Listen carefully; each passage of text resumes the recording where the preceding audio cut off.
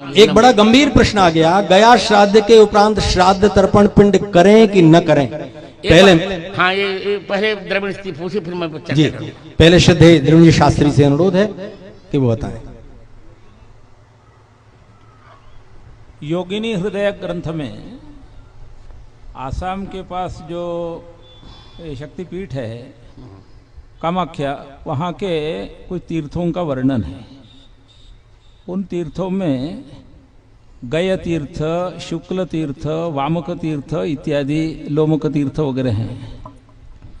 तो जीवित व्यक्ति अपने उद्धार के लिए जो आत्मपिंड प्रदान करे वो वहाँ पर योगिनी तीर्थों में योगिनी हृदय के योगिनी शैल के पास देते हुए गय तीर्थ तक ही दे, आगे के अश्वक तीर्थ आदि में न दे। यदि देगा तो प्रतिवर्ष 1 मास या 2 मास उसकी आयु कम होगी। इसके लिए वहां कहा गयान्तम पिंडदानम, यानी गय तीर्थ तक ही पिंडदान करना। ये आत्म पिंडदान है, मृत लोगों के लिए पिंडदान नहीं है। ये जीवित व्यक्ति स्वयं के उद्धार के लिए वहां पिंड दे सकता है, वो गय तीर्थ तक ही दे, आगे न दे। वहां का वाक्य है गयान्तम पिंडदानम, गय अंतम, ऐसा। तो उस भ्रम से उसको लेकर के गया के लोग बैठ गए, गया अंतम पिंडदान, इसलिए कहते उसमें कोई तत्व नहीं है, करना चाहिए पिंडदान। बहुत श्रेष्ठ। पूज्य ब्रह्मचारी जी महाराज भी इस पर 2 क्षण बताएं। गया श्राद्ध के बाद पिंड और तर्पण श्राद्ध, अभी हमारे द्रविड़ जी ने जो कहा वो बिल्कुल ठीक है। तर्पण जो है तो विशेष रूप से करना ही चाहिए और श्राद्ध भी करना चाहिए। अगर ऐसा नहीं करेंगे तो हमारी परंपरा ही समाप्त हो जाएगी, लोग श्री नहीं कर पाएंगे। लोकरी जी शास्त्री जी स्वयं कुछ कहना चाहते हैं, उन्होंने मुझे संकेत किया है, बोले।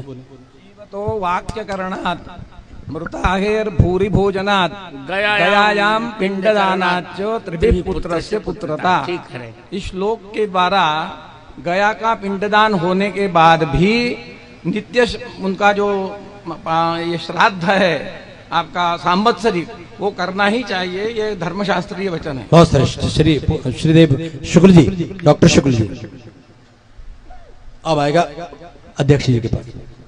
ये विषय कि गया श्राद्ध के बाद श्राद्ध नहीं करना चाहिए, ये प्रायः बहुत जगह फैला हुआ है और इसी लोग गया में श्राद्ध कर देते हैं कि अब श्राद्ध करने से छुट्टी मिल जाए। ये कौन पिंडदान करे, कौन जलदान करे, तो ये शास्त्रीय विधि नहीं है। तो होता है प्रश्न ये हुआ कि जब हमने गया श्राद्ध करके मुक्त कर दिया तो पितर बचे ही नहीं, तो उनको हम श्राद्ध क्यों करें, ये भी एक प्रश्न होता है। इन दोनों प्रश्नों का समाधान ये है कि आप देखिए श्राद्ध किए होंगे जो वो सब जानते हैं, अंत में क्या कहा जाता है, पितृ स्वरूपी जनार्दन प्रियता नमः।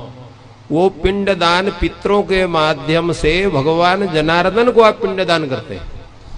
आपको ध्यान होना चाहिए, प्रायः कहते हैं कि भाई पिंडदान जा रहा हूं तुलसी को मत आने दो। तुलसी दल से युक्त अगर पिंडदान हो गया तो वो अत्यंत प्रसन्न हो जाते हैं पितृगण।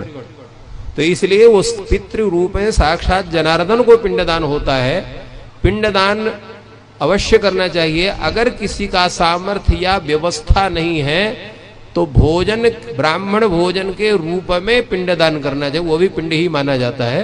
तो ब्राह्मण भोजन करके आप श्राद्ध कर सकते हैं। मान लीजिए अन्य व्यवस्था किसी कारणवश नहीं हो पाती है तो ये शास्त्र का पूरा नियम है, इसका कहीं उल्लंघन नहीं है, कहीं इसका निषेध नहीं है। अब तो आपको समझ में आ गया कि महालय में पितृपक्ष में आपको अपने माता पिता की तिथि में श्राद्ध करना है। लोग गया जी पिंडदान करने नहीं जाते, पिंड छुड़ाने जाते हैं। एक बार पिंड डाले आवे न तर्पण करना न श्राद्ध करना। अरे नित्य श्राद्ध है, नित्य तर्पण है। बलवेश देव कर्म करते उसमें नहीं क्या है, उसमें भी तो है। पितृव्यास सुधाक बता दिया। और यहाँ तर्पण तो नित्य है, वो तो 9 कृष्णानम संध्या जपो होमा स्वाध्याय देवतार्चनम वैश्य देवम तथा तिथ्यम नवम पितृतर्पणम। ये 9 कार्यों में नित्य अनेक कार्यों में पितृतर्पण को तो अनिवार्य माना गया है। और श्राद्ध का विषय भी सभी विद्वान स्पष्ट कर दिया।